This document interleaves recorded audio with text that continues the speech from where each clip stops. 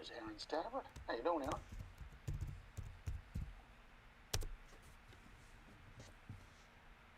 I see I'm just on mute here, so I'm doing very well, thank you, Mr. Mayor. Are you doing it from the home on Upper Hillsborough? From the comfort of the home on Upper Hillsborough, yeah. Okay, great. Alistair Tweel's not walking around the streets there, is he? That's why the curtains are closed. I don't know whether he is or not. So he wouldn't have a shovel. I know he wouldn't have a shovel. He wouldn't have a shovel. Is he on the list? Because it's not good manners to make fun of him when he can't even hear it. So that's not. No, he's on the list, but he never shows up for the roll call. Okay. All right. But anyway, no, it's a little blustery out there today, and anyway, it doesn't seem to be quite as bad yet as the accumulation anyway. But it is February in PEI, so we can't ask for much more than snow. And you're good to go, Mr. Chair? Good to go? Yes, go ahead, please. Good, thank you very much. Welcome everybody to our Planning and Heritage Committee meeting for February 4th. Call to order, declarations of conflict of interest. None. I see none. Okay, thank you. I need approval of the agenda. Moved by Councilor McCabe, seconded by the Mayor. All those in favor? Oh, you were going to add something, I believe, Mr. Mayor. It's under new business, but that's at the end. Could I just add just some information on the bonus height section of the zoning development bylaw? Just a little clarification. It won't take long, Mr. Chair. Yeah, okay, good, thank you. All those in favor of the agenda, please, thank you. So adoption of the minutes for November. Moved by the Mayor, seconded by okay. Business arising from those minutes? None. I see none, thank you very much. So we'll go into our discussions, and the very first one, 6A, is tiny homes on smaller lots, and the Mayor had requested that Mr. Stafford come in to speak to this, so Aaron, you got the floor. Very good. I'll unmute myself then. I'm going to try here. I'll see if I can share my screen, and I do have a very small PowerPoint presentation. What do you... 15 minutes? Is that too long, too short? Does that sound about right? 15 to be good. Okay. And closer to 10 if better? Yeah, that's fine. Probably, yeah. The Mayor does another meeting. That's fine. No, great. So really, just to introduce it while I'm trying to make this technology work here. All I am wanting to talk about, I guess, is really under the existing Charlottetown zoning bylaws, there is an allowance for garden suites, which would be detached accommodations or living, residential use. And so we'll run through those. And I guess what I wanted to talk about a little bit today was addressing the existing zoning bylaws and whether now might be a good time to kind of revisit those bylaws and see if we could kind of increase the opportunity to build more of these garden suites. And this is really all kind of spinning out of, I guess, some of the conversation around affordable housing and increasing in density. So that's really the premise of where this is all coming from. And if you give me 2 seconds here, because I'm having some screen sharing permission issues here. I apologize for that.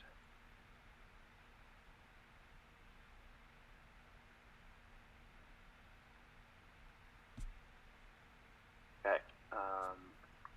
Sorry, I'm going to have to just restart this WebEx. It's giving me a permission thing, so give me 2 minutes and I'll restart this. I apologize.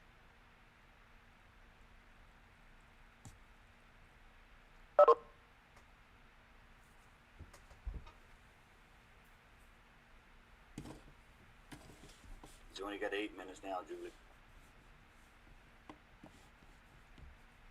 I just asked for clarification. We haven't changed the garden suite lot size or anything yet, have we? Okay. When he said that, I was thinking, I know we've talked about it, but I just didn't realize. This is I like it. I do and I don't. I do. I do and I don't. I'm not so certain that we haven't made an adjustment. I think we've dropped the, not recently, but we have dropped the size of to have a secondary unit on your property. So that has been reviewed. I'd say, I think the former mayor was here at that time, so that gives you an idea when that was dealt with. So I just thought I'd throw that in for some context. But I think, Alex, we did reduce the lot size, right, to allow. Right, we did, yep. Yeah. And we were further discussing whether to even go down to like 0.35 or 0.33 or something, I think. And then it's been deferred. Yep, Yeah. correct, yep. And that's kind of where I get a little iffy on it. But I, Mr. Chair, I don't think it's an issue citywide. I know you have a couple of issues there in Ward 2, but you look citywide, I think it's there's some big lots, like if you go down Woodward Lane, is it Woodward? Yeah. Oh, I mean, I have no trouble on the bigger lots. I think it can do lots for the affordable housing world. It can do lots for seniors that looking for a place. You know, the family can have them there. I get no problems with any of that. I think it's, but it's just that, you know, it does encroach on people's privacy. That's where I have an issue with it. But we'll let Aaron do his report. Well, thank you. Can everybody see the screen now that I should be sharing? Okay, I apologize. The security issues here on WebEx. So anyway, we got it fixed. All right, so garden suites, sounds like everybody is familiar under the current zoning bylaws. Obviously, a garden suite is a legal detached ground-oriented rental suite that is generally located in the backyard of a property with a single-family home used as its primary use. So these would not be allowed on an existing, say, duplex lot or triplex lot. So it's only on single-family home lots.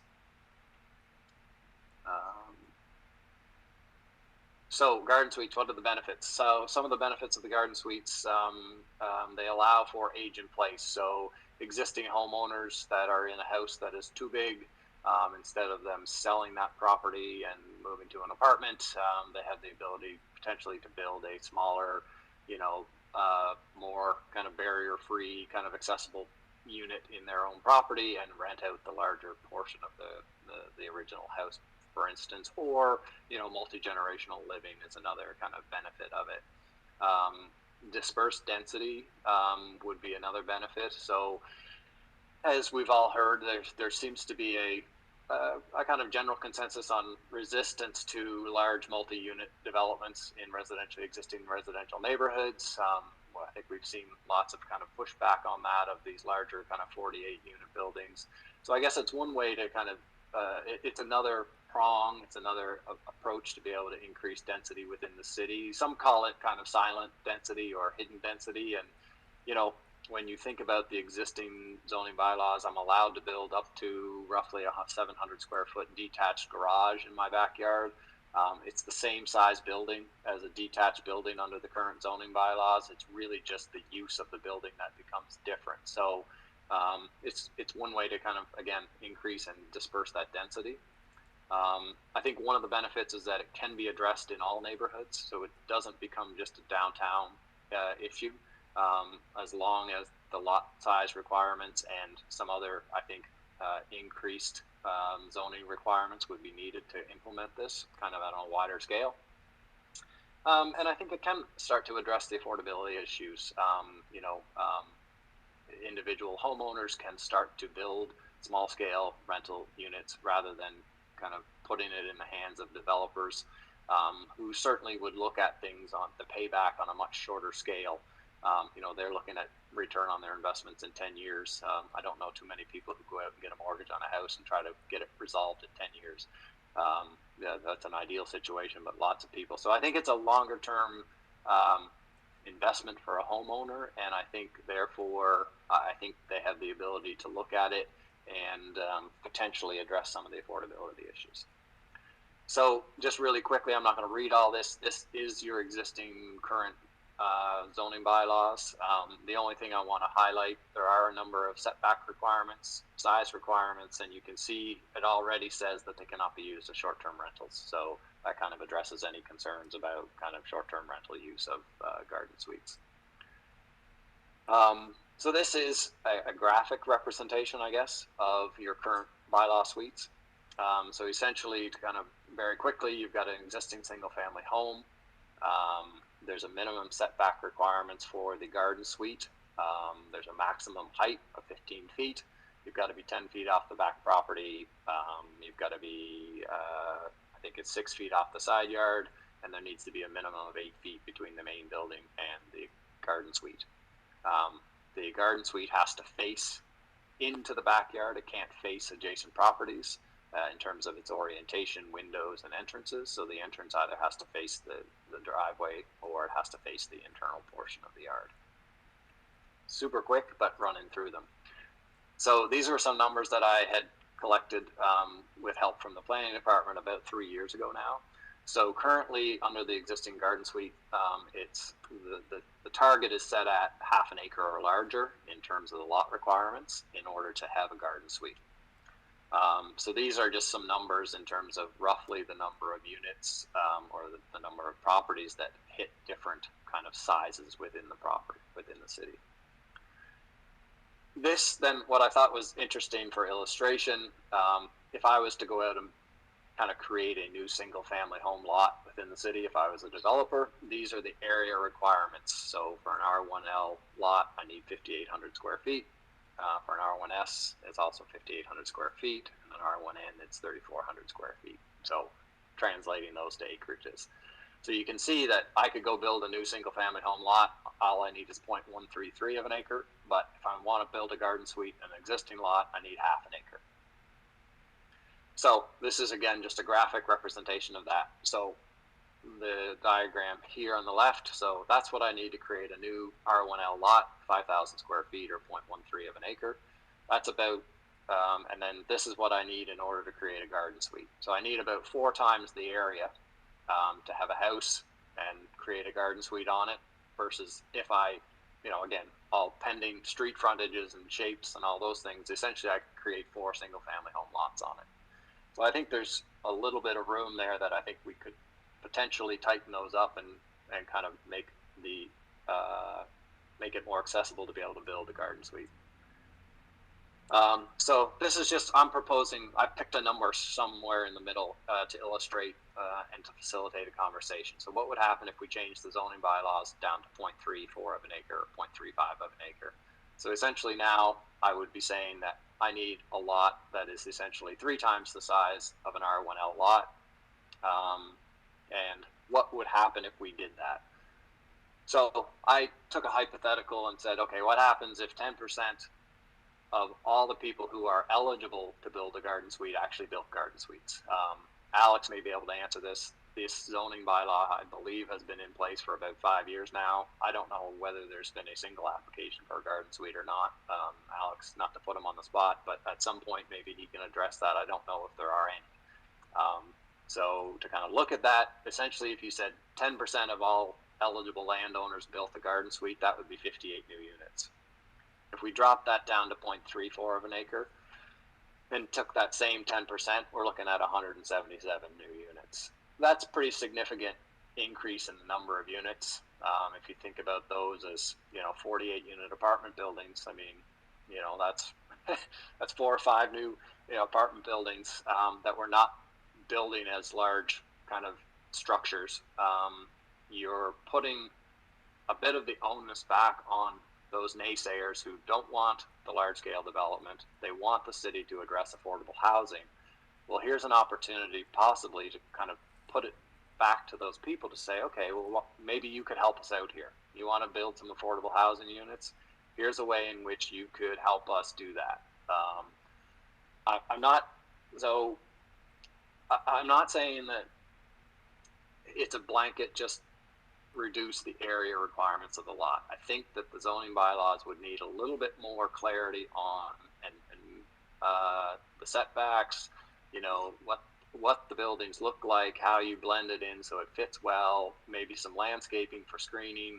If you look at, there's a bunch of examples that I'm happy to forward along to the committee of other municipalities that have adopted the garden suites, and the bylaws are pretty they're well laid out and very clear in order to kind of help facilitate the quality of the infill development that happens. So this was just a thought process as well. Currently, the province, as I'm sure you're all aware, they have an affordable housing program where they give forgivable loans up to $55,000 to nonprofits. Now, right now, there's a minimum that you have to build. Where's that number? I believe you have to build at least 12 units in order to qualify for this. I suspect that that is a management kind of numbers issue for staffing within the province. I don't know why that requirement is set. So one thing that I thought about, maybe it would be possible for the city to work with the province to say, look, could you open this up so that if I'm a single family homeowner and I want to build an affordable housing unit, I could access this funding. Again, these are suggestions, these are just ideas. They're not kind of necessarily that I have the solution. So I think moving forward, I think a proper or a proposed process would be for the city to engage the public about modifying these garden suite bylaws to make them suitable for the city. So a kind of open and collaborative approach that you're looking for feedback on it, help us divide, create these zoning bylaws that are appropriate. I think that we're trying to incentivize development. We're trying to challenge the individuals to help solve the housing shortage. The city could potentially offer or waive development permits in order to do this. Maybe there are other tax incentives that the city could offer if you're doing this as affordable housing. You could potentially revise the affordable housing permit regulations so that would be under the province's work, I guess, and the city to work with the province. So these are some next steps in order to try to address this. So, and then I just have some links here at the very end to other kind of cities' design regulations for garden suites. Okay, thank you very much, Aaron.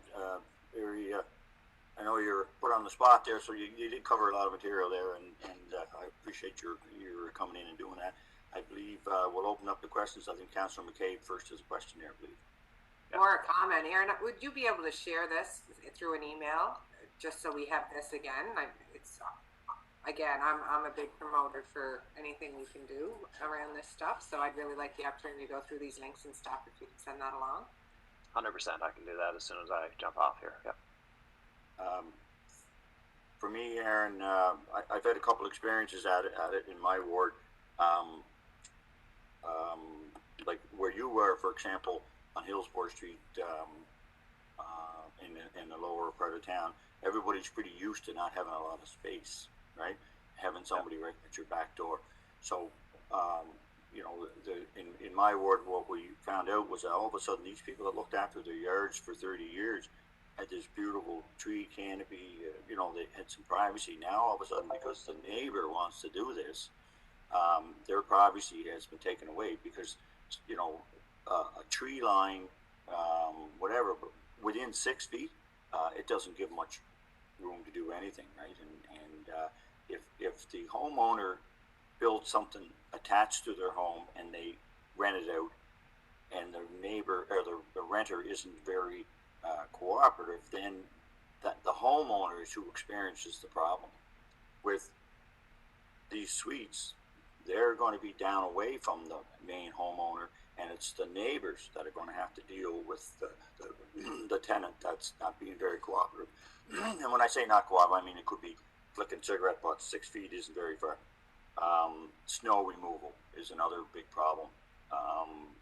Because if they take away or they have to add another piece onto the driveway next to the property, now all of a sudden the driveway is only a few feet from the property as well. So now where does that snow go?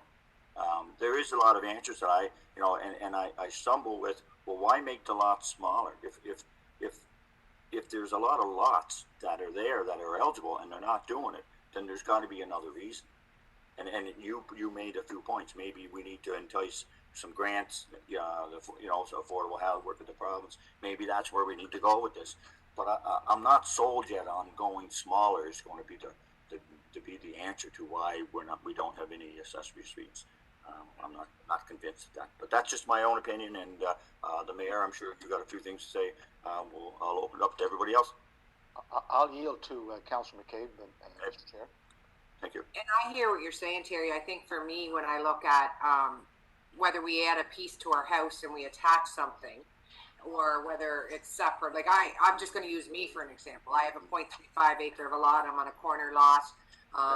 You know, when Aaron's talking about whether it's maybe I want to stay here forever, but I want my kids getting out of my house. Right. And my 22-year-old can't afford to go out on her own because she's not going out to pay $1,500. So she's staying with me, which I love her, but I want her gone. You want your space. Or my parents as they're aging, and it makes it more challenging. Yeah. I do understand the privacy and all of that, and I don't think you're going to have, unless it's in that situation where someone might have those reasons for it. I don't think everybody's just going to say, oh, we can now put a garden suite on, because it's going to be a very expensive investment to put a garden suite on regardless. But I think it's something we can look at, because you know, if you attach it to your house, you're an as of right. If you want to just have it separate, you're not. To me, that's just. Yeah. Well, you're bringing the people closer to the border points, right? That's, you know, the renters are going to be closer to your neighbor than they are you. So that's where you have to respect other people as well. Right? And I think we just need more talk about it. I'm not shutting the door by no means. I'm just the chair. Wouldn't to place it in the most appropriate place and whatever. I'd hope that would not be the case. You know, it definitely can solve some of the city's issues. There's no doubt about that. If I could too, I think that it's funny when we've looked at a few of these lots, and I think that there are so many factors. You know, I could take a 0.35 acre of a lot, and the house is in the middle of that lot. You know, it's not close to the street, it's not close to the backyard, it's not close to the side yards, and all of a sudden there's actually not enough room to do that. You know, there are so many parameters around where the area is. Sometimes it works and sometimes it doesn't, right? We've all seen those properties. So I think that's where you're right. I don't think it's just purely a land area kind of stipulation that makes it work or doesn't make it work. So those are those requirements. The other thing, I think when you look at the uptake, if you think about, you know, why aren't the 0.5 acres, why aren't they doing this?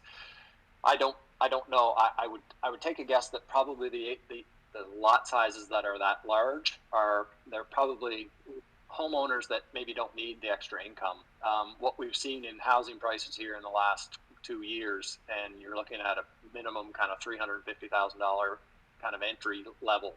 I think what it can also do is actually make it more affordable to say, you know what, now I do have a rental income. Now, yes, I have to invest a bit more in the property, but all of a sudden having that rental opportunity actually starts to address some of the affordability issues of just home ownership.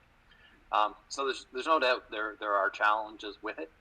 I would think that if I've got a noisy, kind of rude tenant, whether he's 10 feet from my back door or whether he's in my house, it's still my issue to deal with, not my neighbor's. But you're right. There are a lot of that's why I think it needs to be a public discussion. There are always points of view. I don't have all the answers, and I don't propose that it's this simple of a solution. It's just to reduce the area. Yeah, good. And Councillor Yankoff, did you have a question? Yes. You're on mute. Yeah, no, I know. There you You go. gotta give me a second to press the freaking button. Sorry. Thank you so much for the report, Aaron. A question I had is, when you talked about if anyone that had 1 acre lot, if 10% of the people built, do we have the stats on if everyone that was eligible built an accessory suite, a garden suite on their lot? Do we know how many pieces of housing lot would be added into the city?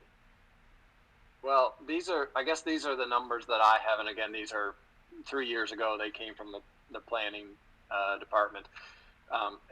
If you can see that screen, so you can see if we went to that 0.35 of an acre, and let's say everybody did it, there's 1,778 lots that meet that requirement. Oh, So, my does that apologies. make sense? I misread this little slide, because I thought it meant that if that 10% of the eligible lots. I thought this was based on 10%, so my apology. I read this incorrectly. Yeah, no, it's okay. So I took 10% of the lots and said, how many units would I have? So that's 177 lots out of the 1,700 lots. Yeah. Right. Yeah. Now, again, like I say, the 0.34 of an acre, I would say there might be 50% of those lots that you just couldn't fit a garden suite on comfortably due to the position of the house, the driveway, you know, tree canopies, existing neighbors, all those sort of things. It's an interesting discussion because I think that I can build a 2-car garage 3 feet from the property line, the exact same size as the garden suite. So, you know, it really comes down to the use of that accessory building, not the size or the, you know, potentially a position of it. So I'll let you go on this 1 sec, Mr. Mayor. So in one of those cases, Aaron and I had so the accessory suite was pushed to the corner, right, of the property because that's where the driveway was. But you know, 3/4 of the lot he wasn't. You know, why the landowner kind of said, well, why can't he put it in the middle? Like, why does he have to be over on top of me? Like, when he's got 3/4 of a lot over there that he could shove it over and be a little more, you know, towards the middle of the lot instead of aggravating the neighbors on the corner. Like, just, you know, so those are questions. And one more I have before I let the mayor speak, and that is policing. We're having an awful time now with, you know, we can't say who can live in a unit anymore, right? But 7 cars, 8 cars. You know, it's a 3-bedroom house, but they got 8 cars. You know, where are they parking? And this is going to happen with these units as well. And I think Alex, this is part of the file with the Airbnb as well. Is once we get rolling, you know, who's policing and how much, you know, where's the resources coming from to do this, and I think that's got to be addressed to this as well. Mr. Mayor, Councillor, Mr. Chair, Councillor McLeod. I just want to thank Aaron for the presentation. great presentation. You know, his presentation looks at spreading out the whole affordable housing issue. It's getting away from ghettoizing, you know, affordable and accessible housing. And Aaron, I don't know if you know, but we're looking at changing the bylaw where secondary suites and garden suites can be rented out as short-term rentals. We're changing that. That's the proposed change in the STR regulation framework that we are proposing to council and to the city. And I like the idea, Aaron, of working with the province on that affordable housing fund.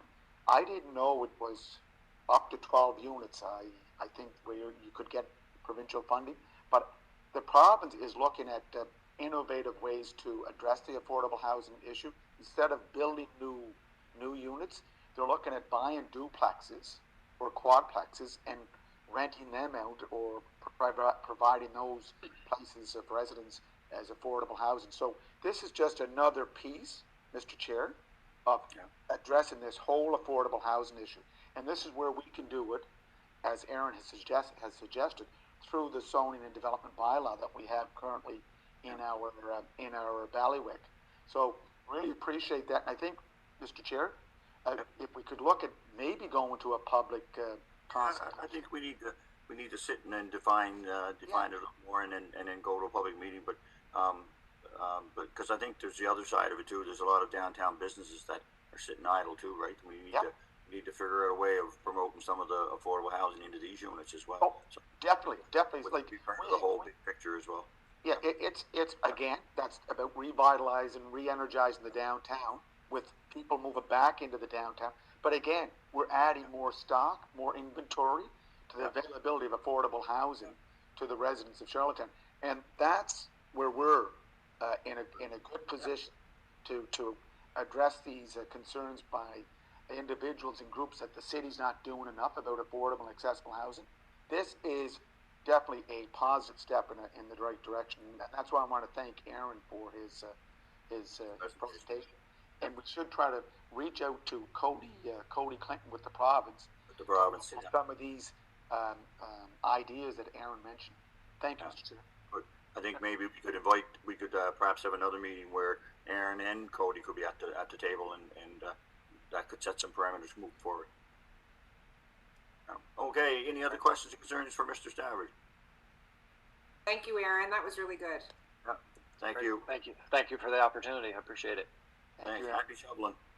Okay. Thanks, Aaron. Bye. Bye-bye. Okay, B, the zoning and development bylaw election sign definition. I guess, Alex, you're on for that.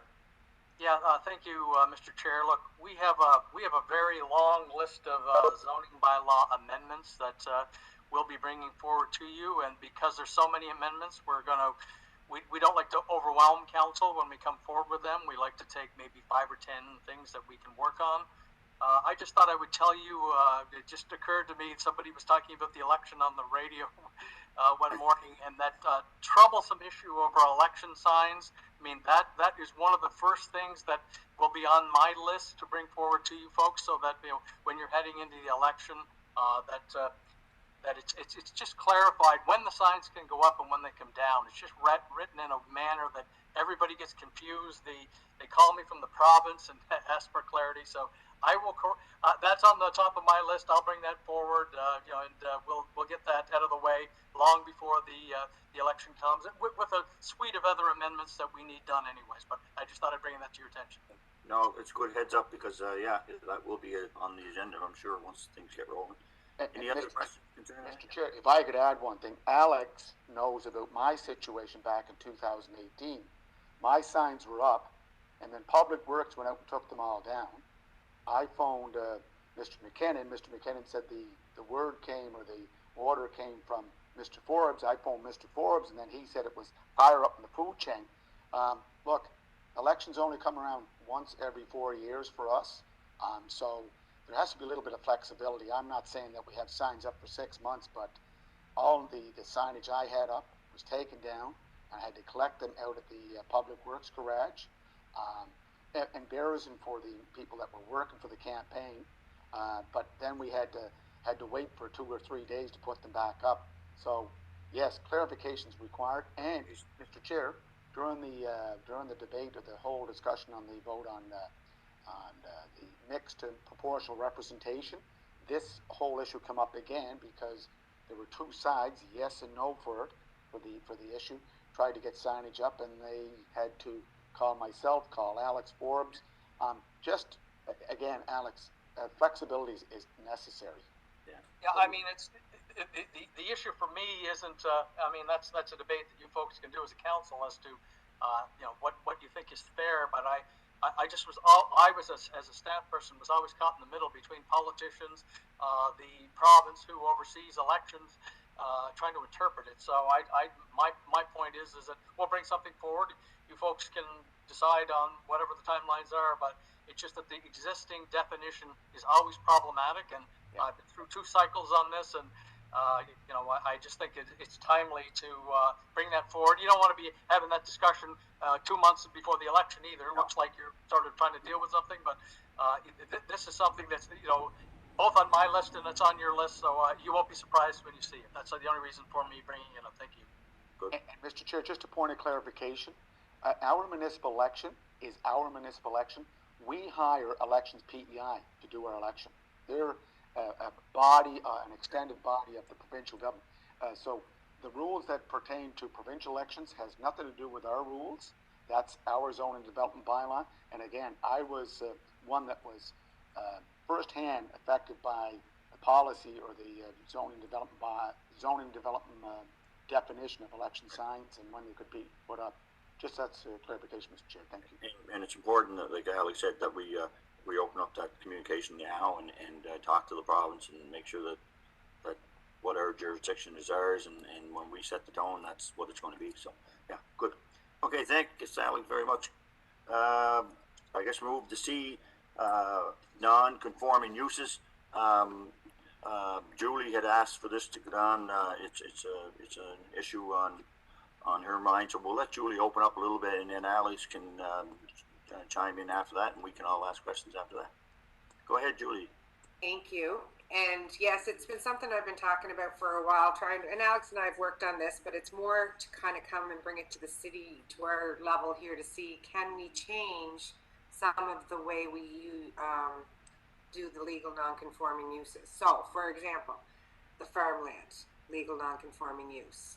You know, once that land sells, they have a year to use that land as farmland still, before it changes back to the use it's supposed to be. We have a dump in our city that's legal non-conforming use. We get into gray areas about, because we don't have the environment part to supervise and do whatever, but the province says, well, it's in the city says it's in the, so there's some uses that I think we need to tighten up. The big one for me was the farm use, when we have farmland in the city that's being sold to developers, and they still have that opportunity to use it as farmland too. I mean, the developer buys the land and he has that right to lease it back to farmers, and you know, they're using it for farmland and they're still using pesticides and they're still doing things in the city, but the developer's leasing it. He's not a farmer. So can we change how we do legal non-conforming use with some of these properties in particular, like the farmland is the one that's big for me.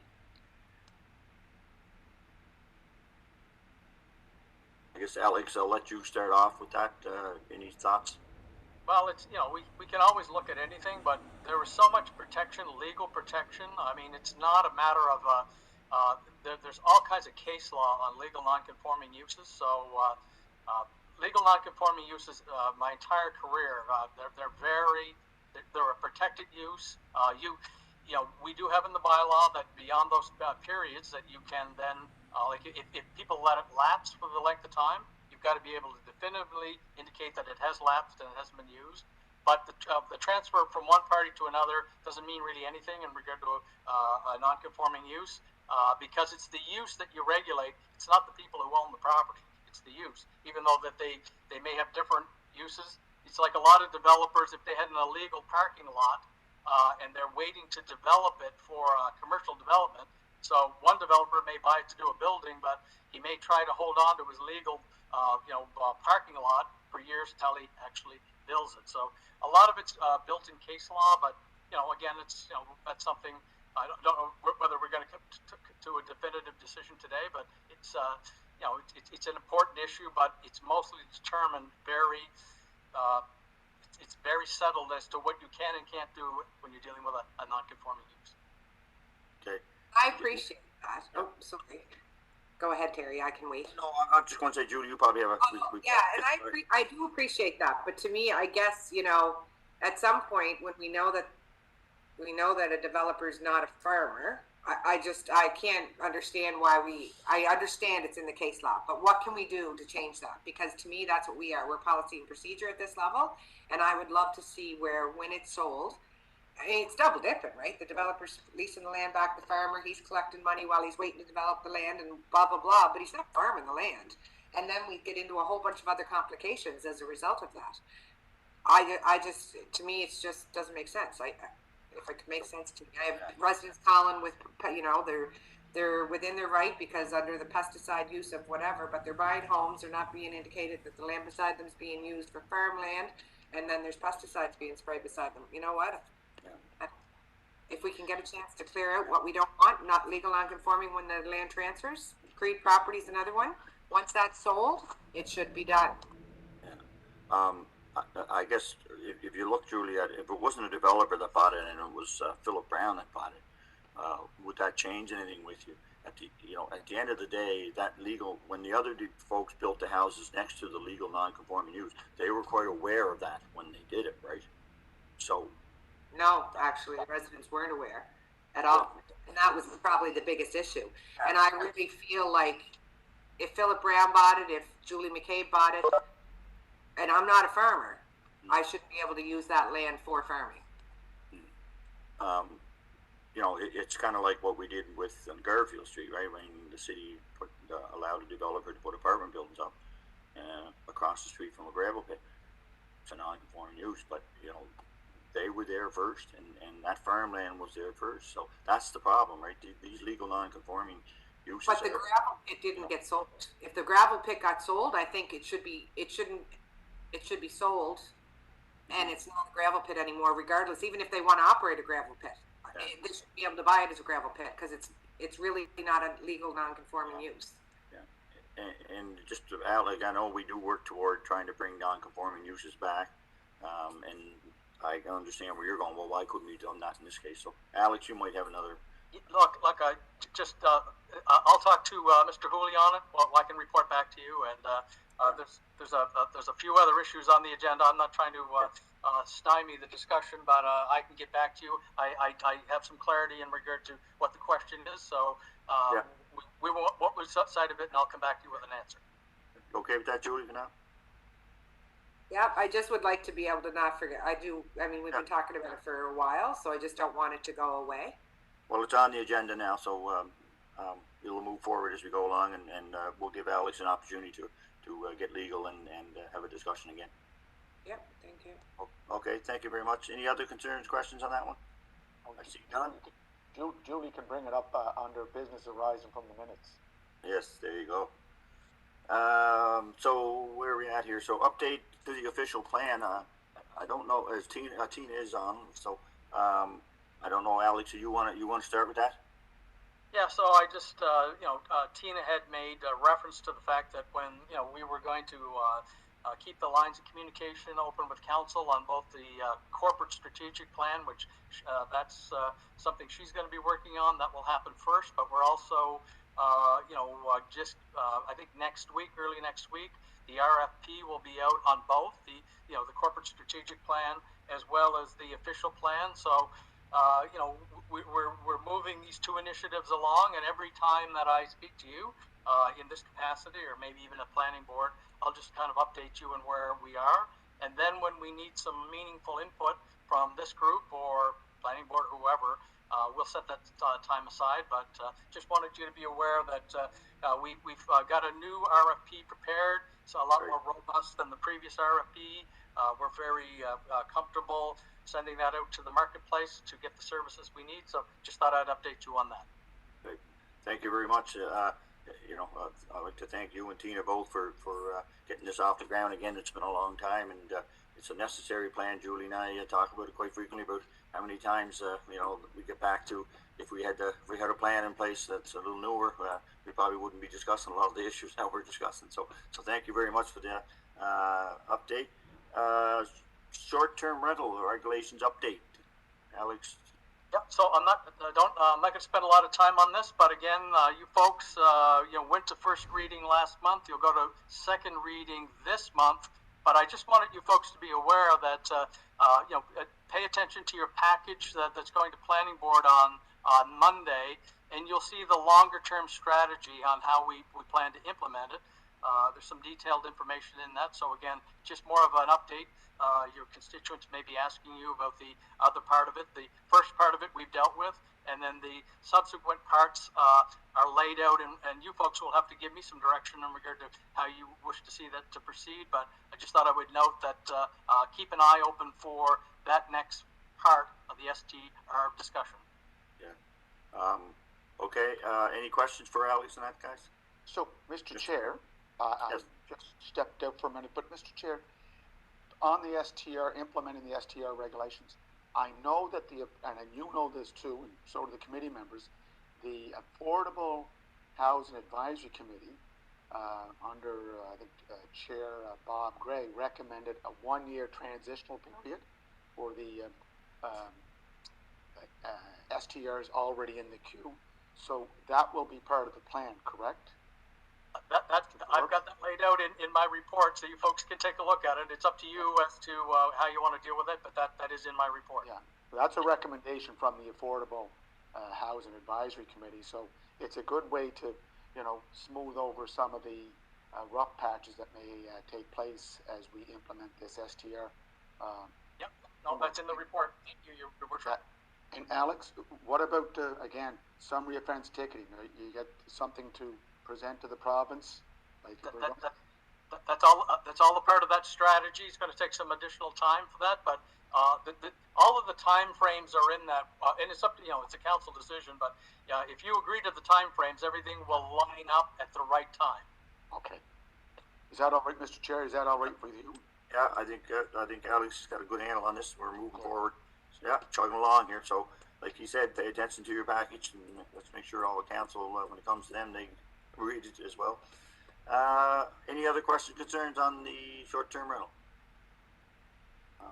None at this point. Okay.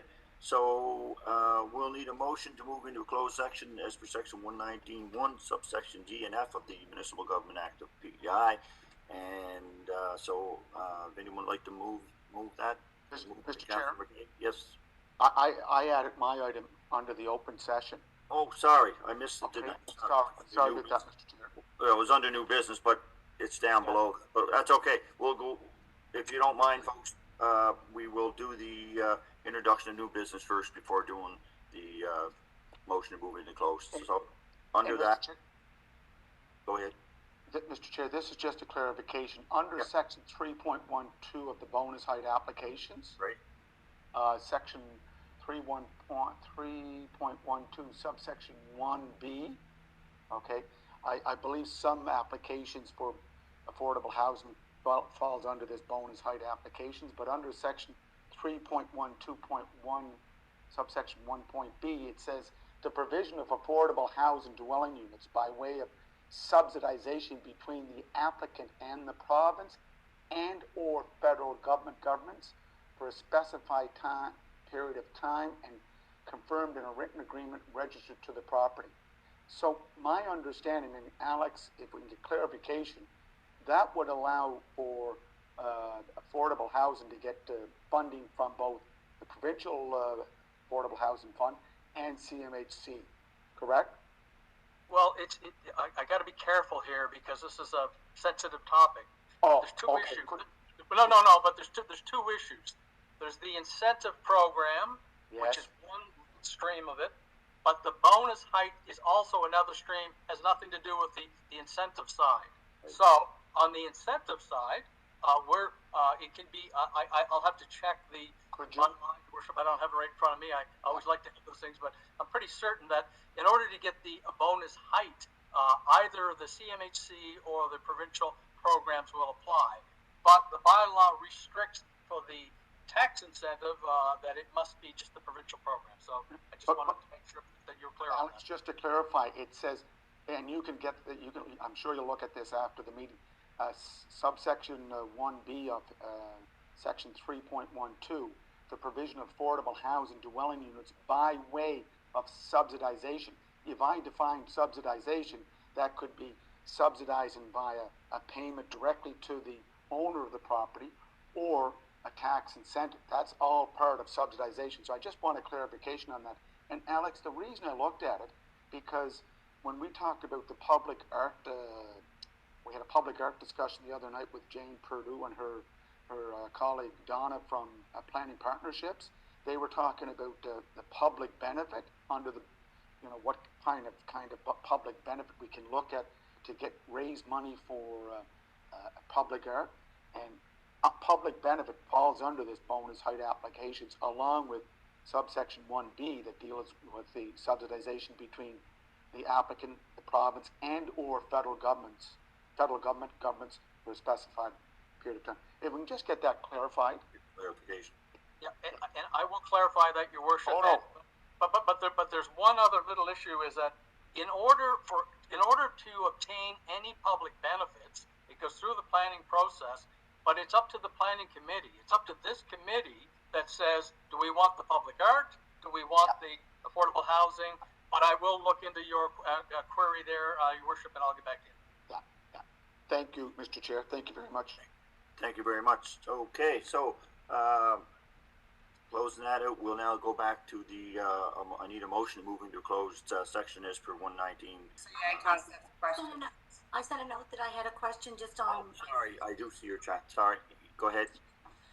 Just to build on what His Worship said, if once we get that clarification, would that not then be helpful for us to sort out the ongoing struggles we're having with the Porthouse project? Well, it would follow that that's where Alex says he has to be careful because of what's ongoing at the present time, but I'm sure that'll help define some of those issues as well. The issue is, the issue is, and I will clarify it, but there's a lot of moving parts when you're dealing with public benefits, when you're dealing with the incentives. they are kind of different streams, but I just didn't want to misspeak, but I will look into that and I will definitely clarify. Thank you. And Mr. Chair, I know you want to move into the closed session, but Mr. Chair, again, just to follow up from Councillor Yankov, we had a definition that was changed in our bylaw back in October of 2018, but it wasn't passed on to the policy that was passed September 11th of 2018 for affordable, accessible housing tax incentives. So it's just a clarification, and again, going forward, Mr. Chair, it's going to help us. Yeah, I think so too. So, okay, we'll wait for Alex to come back to us. Thanks, Alana. Any other thing on that? I see none. So we will now move into a motion. Need a motion to move into the closed section, 119(1) subsection C and F. Moved by Councillor Yankov, seconded by the Mayor. All those in favor? Okay, and we'll wait a few minutes here to give Rory time to look after the streaming. No, Mr. Chair, I think Mr. Kelly's looking